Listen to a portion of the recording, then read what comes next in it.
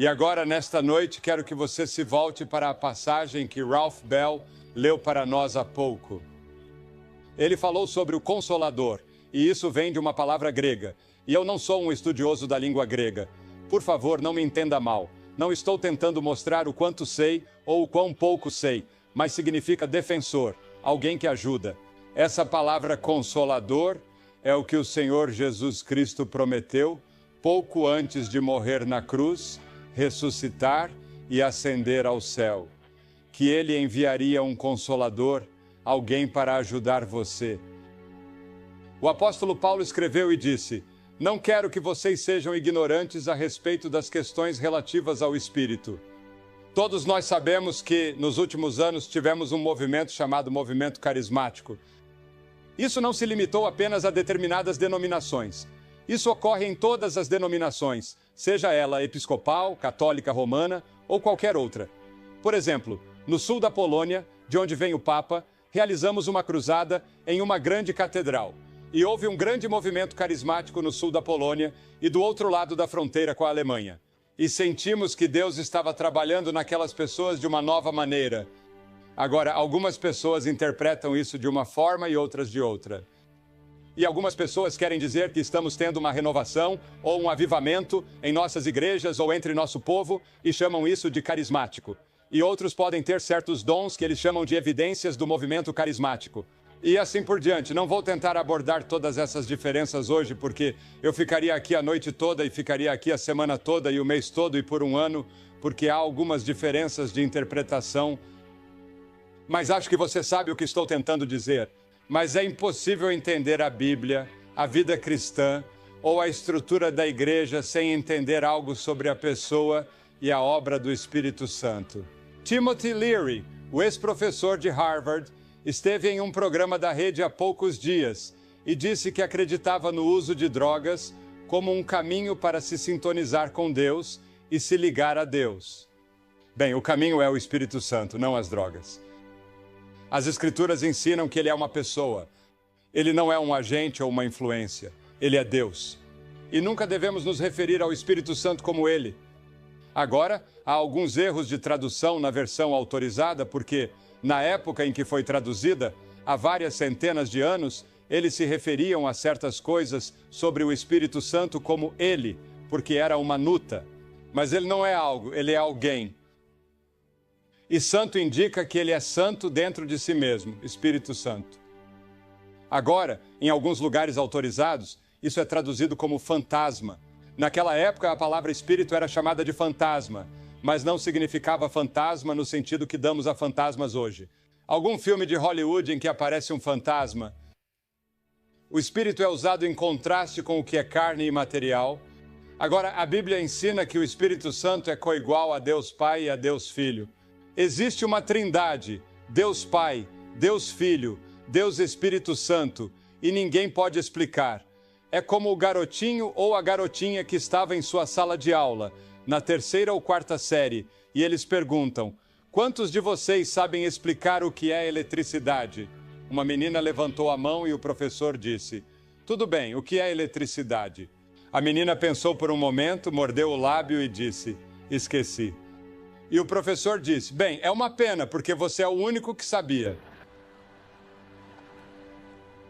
Agora, a Bíblia ensina que o Espírito Santo é onipotente. A palavra onipotente significa todo-poderoso. Em Miqueias 3:8 está escrito: "Estou cheio de poder pelo Espírito do Senhor." E então a Bíblia diz que o Espírito Santo está presente em todos os lugares ao mesmo tempo. "Para onde me afastarei do teu Espírito, ou para onde fugirei da tua presença?" Disse o salmista em 139:7. Você não pode ir a lugar algum. E você se afasta do Espírito Santo. O Espírito Santo está em toda parte. E essa é a razão pela qual, quando você tem um sentimento de culpa colocado pelo Espírito Santo muitas vezes, essa culpa o acompanhará mesmo que você viaje para uma ilha distante, tentando se livrar dela. O Espírito Santo convencendo você do pecado. Damos testemunho de Jesus Cristo, que é a verdade. Um jovem que se converteu a Cristo comentou que induzir a espiritualidade por meio do uso de drogas é como tentar ligar a TV dando-lhe um chute. E muitas pessoas fazem isso. Descobri que às vezes isso funciona. Logo, essa não é uma boa ilustração.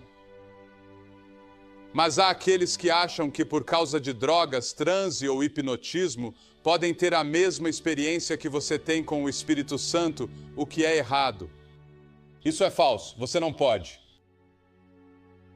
Sim, há a meditação e todos os tipos de coisas que podem dar a você uma alta, mas a verdadeira alta permanente vem do Espírito Santo. E ele dá a você um ponto alto mesmo em seus momentos de baixa. E alguns de vocês que estão assistindo pela televisão foram convencidos pelo Espírito Santo e precisam de Cristo. Ele está tentando atrair você esta noite para a cruz de Cristo, onde esse pecado pode ser perdoado. Agora, o Espírito Santo não apenas convence, mas dá nova vida. A Bíblia diz que estamos mortos em pecados. Você percebe que é um morto-vivo? Você está morto para Deus, está espiritualmente morto, sua alma está morta, seu espírito está morto, seu corpo está vivo, mas você está morto. O verdadeiro você está morto. Agora, o que precisa ser feito por uma pessoa morta? Ele precisa ser vivificado, e esse é o trabalho do Espírito Santo, tornar você vivo. Jesus disse que você precisa nascer de novo, e essa palavra significa, na verdade, nascer do alto, nascer do alto, nascer pelo Espírito de Deus. Você vê, o homem sem Deus está morto. E a vida é, na melhor das hipóteses, um tédio. A menos que você nasça de novo, não poderá ver o reino de Deus. Você nasceu de novo? Isso já ocorreu com você? Temos a expressão nascido de novo, repetida, e as pessoas estão um pouco cansadas dela.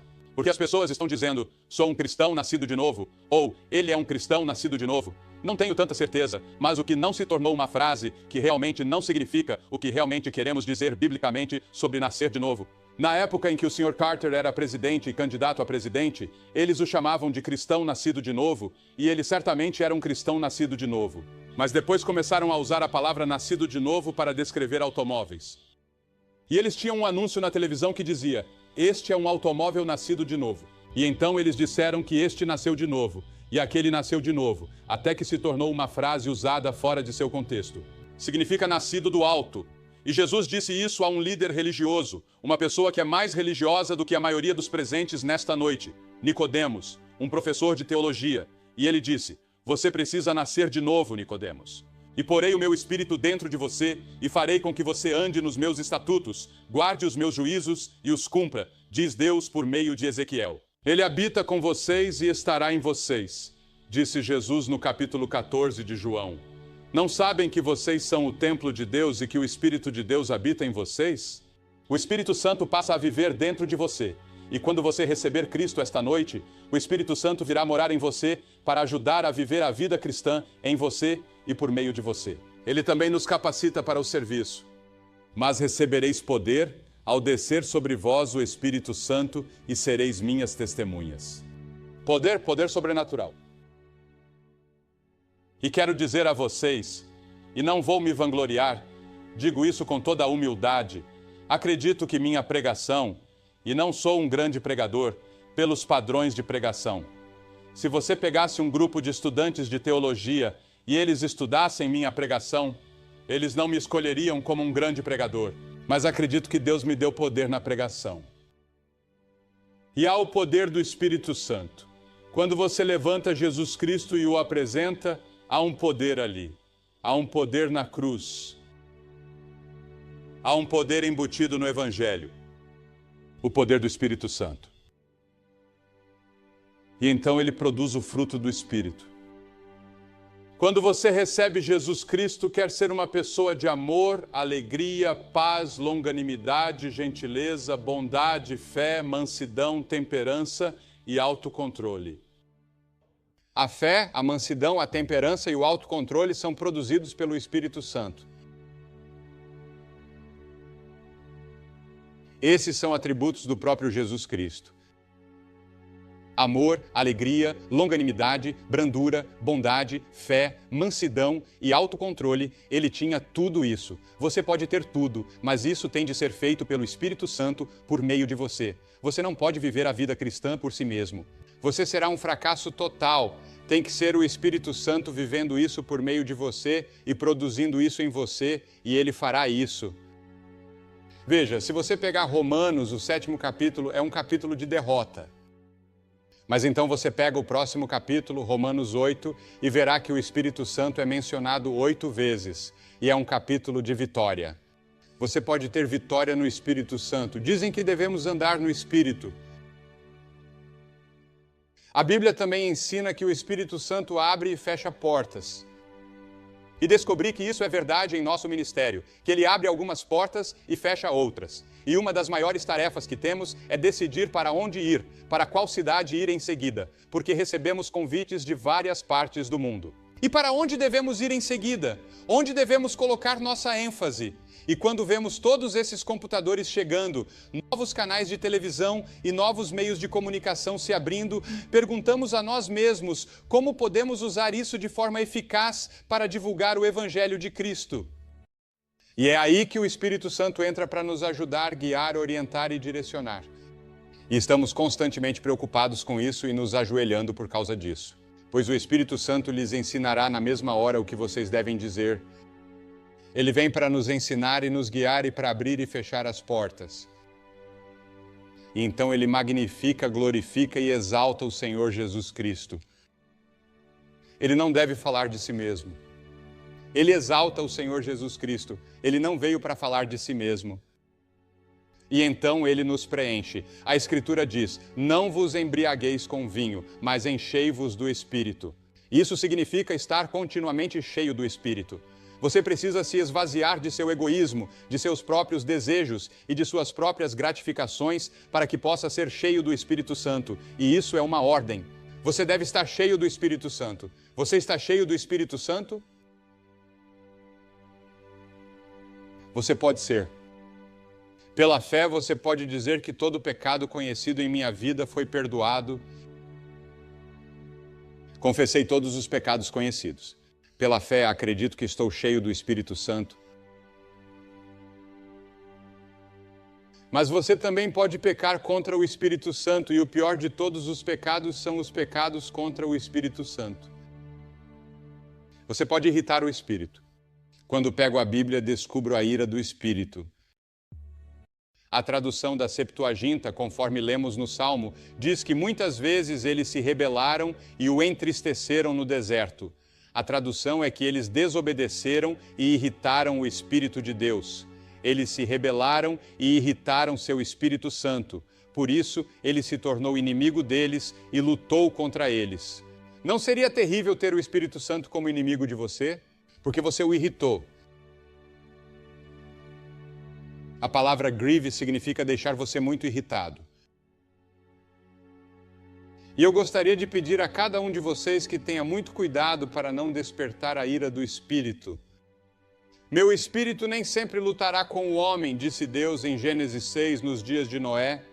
E o Espírito de Deus parou de se esforçar. O dilúvio veio e o mundo foi destruído, exceto por 8 pessoas.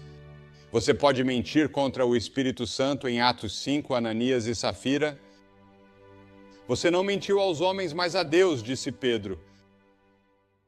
Eles agiram como uma mentira. Eles fingiam ser o que não eram. Eles eram hipócritas. Eles encenaram uma mentira. O Espírito Santo pode ser tentado. Como é que vocês concordaram em tentar o Espírito do Senhor? Muitas vezes os pecadores dizem, bem, se Deus é Deus, que Ele me mate. Há alguns anos, em Tampa, na Flórida, onde eu estava, havia um sujeito com um relógio. E ele disse que tudo bem, ele era ateu. Ele disse que se Deus é Deus, vou lhe dar 1 minuto e deixar que ele me mate. Não aconteceu nada. E um irmão mais velho na primeira fila disse, você não pode esgotar a paciência de Deus em 1 minuto. Mas é como a história da velha águia que ouvi falar em um iceberg no rio Niágara. E ele havia desembarcado ali para comer na carcaça de uma ovelha. E enquanto flutuava, ele se aproximava cada vez mais da cachoeira. Quando ele se aproximou da cachoeira, alguém da margem gritou e disse, cuidado, velha águia, cuidado, você está perto das cataratas. Mas a águia pensou consigo mesma, com minhas asas fortes, posso me levantar disso em 1 segundo. Mas quando chegou às cataratas e levantou as asas, descobriu que seus pés estavam congelados no gelo e não conseguiu, e caiu gritando nas cataratas. Você pode tentar a Deus. Você não tentará o Senhor seu Deus. Você pode esperar muito tempo. Você pode tentar Deus demais. E chegará o dia em que isso não será mais possível. E então você poderá resistir ao Espírito Santo. Vocês sempre resistem ao Espírito Santo. Assim como seus pais fizeram, vocês também farão. Você pode resistir ao Espírito Santo. E alguns de vocês nesta noite sabem que precisam de Cristo, mas têm resistido ao Espírito Santo. Isso é um pecado contra o Espírito, uma coisa solene resistir ao Espírito Santo. Você detecta a voz dele e ainda assim não faz nada deliberadamente. É uma coisa perigosa. Aquele que desprezou a lei de Moisés morreu sem misericórdia perante 2 ou 3 testemunhas de quanto mais severo castigo suponha que você seja considerado digno. Se pisou o Filho de Deus e considerou profano o sangue do convênio em que foi santificado e desprezou o Espírito da graça. Resistir ao Espírito Santo. Nesta noite você terá a oportunidade de receber Cristo em seu coração e ter certeza de seu relacionamento com Ele. A Bíblia diz: porque a ira, guarda-te para que ele não te arrebate com o seu golpe, quando um grande resgate não puder livrar-te. Meu espírito nem sempre se esforçará. Chega um momento em que você ultrapassa um certo ponto e seu coração fica tão duro que mesmo que o Espírito Santo fale com você, você não consegue mais ouvir. Essa é a razão pela qual a Bíblia diz: venha a Cristo na sua juventude antes que os dias maus cheguem. Quando seu coração estiver sensível, venha a Cristo. Sempre que você ouvir a voz do Espírito de Deus dizendo para vir, é melhor vir agora e naquele momento. Talvez você nunca mais tenha esse momento novamente. O que endurece o seu coração, sendo muitas vezes repreendido, de repente será cortado, e isso sem remédio. Um amigo nosso estava dirigindo hoje de manhã e subiu uma colina, indo bem devagar, com a esposa e a filha.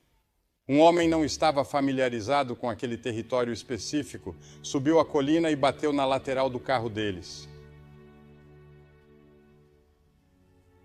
E quando ela chegou ao hospital, já estava morta, sem sonhar que essa manhã, quando eles se levantaram, uma pequena família feliz, ela teria morrido antes do meio-dia. A rapidez com que tudo acontece.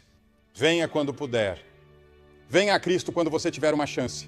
Você terá isso hoje à noite. Aquele que, sendo muitas vezes repreendido, de repente será destruído, e isso sem remédio. Não se vanglorie do amanhã, pois você não sabe o que o dia pode trazer. Não sabemos se estaremos vivos amanhã. Você não sabe que se estiver vivo, terá outra chance como essa. Venha enquanto puder. Vai votar hoje à noite. Cada um de vocês vai votar. Hoje é dia de eleição. Você vai votar em Jesus Cristo ou vai votar no diabo? Jesus com você, o Espírito Santo em você.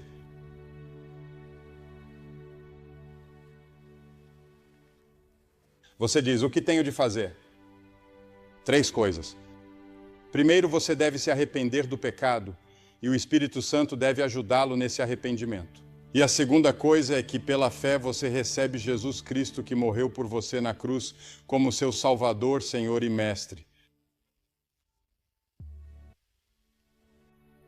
Pela fé como seu Salvador, Senhor e Mestre, e em terceiro lugar, você está disposto a obedecê-lo em todas as pequenas coisas que ele lhe falar e ensinar por meio de sua palavra. Você deve estar disposto a dizer sim a tudo isso. Você deve estar disposto a entregar sua vida a Ele, e Ele se tornará o mestre.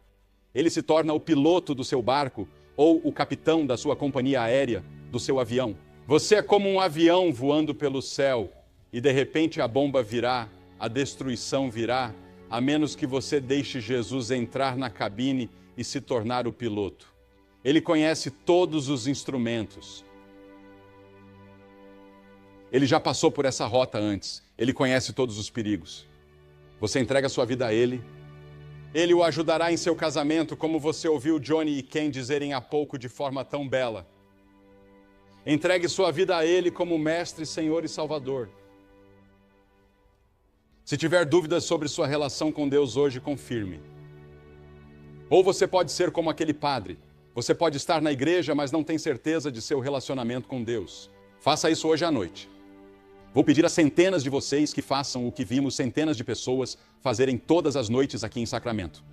Vou pedir que você se levante de seu assento agora mesmo, venha e fique em frente a esta plataforma simbolicamente e diga: eu quero recebê-lo. Quero saber que meus pecados estão perdoados, que tenho vida eterna, que estou pronto para encontrar Deus. Por que peço que você venha? Porque cada pessoa que Jesus chamou no Novo Testamento, ele chamou em público. Cada pessoa, pense nisso, em público. Há algo de especial em você se apresentar abertamente. Por exemplo, quando me casei, casei-me na frente de testemunhas. Você vem a Cristo na frente de testemunhas. Se você tem alguma dúvida em seu coração sobre seu relacionamento, venha e resolva-a esta noite. Centenas de vocês, milhares de vocês com quem Deus está falando, o Espírito Santo, não resistam ao Espírito Santo. Não diga não ao Espírito Santo esta noite. Você vem. Ele está atraindo você para a cruz. Vamos esperar e depois que todos vocês vierem, vou lhes dizer uma palavra, fazer uma oração com vocês e dar-lhes alguma literatura que possam levar para casa e auxiliar na sua vida cristã. É muito importante que você faça isso e é importante que você venha. E depois de chegar, você pode voltar e se juntar aos seus amigos e eles esperarão. Se você veio em um ônibus ou com um grupo, eles esperarão. Mas venha e faça isso e resolva isso hoje à noite. Não espere nem mais um minuto. Talvez não haja mais tempo para você. Pode estar se esgotando. Jovem ou idoso, homem ou mulher, católico, protestante, judeu, qualquer que seja a sua origem, a porta está aberta para você. Você se levanta e vem. Vamos esperar por você agora de todos os lugares, daqui e dali. E vou pedir que as pessoas não deixem o culto nesse momento sagrado.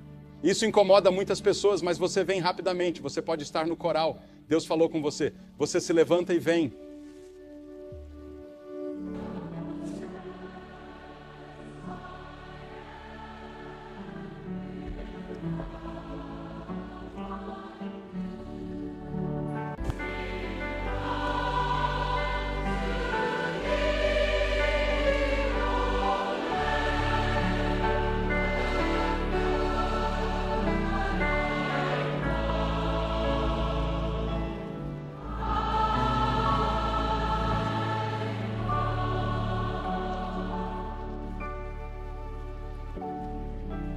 Vocês que têm assistido pela televisão podem ver que aqui em Sacramento, Califórnia, centenas de pessoas têm vindo para assumir seu compromisso com Cristo esta noite.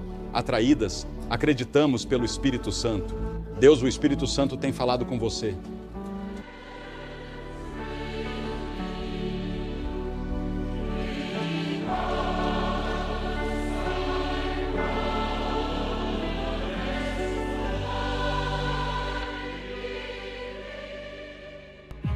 Jesus Cristo prometeu que voltaria à terra e, senhoras e senhores, Jesus Cristo cumprirá essa promessa.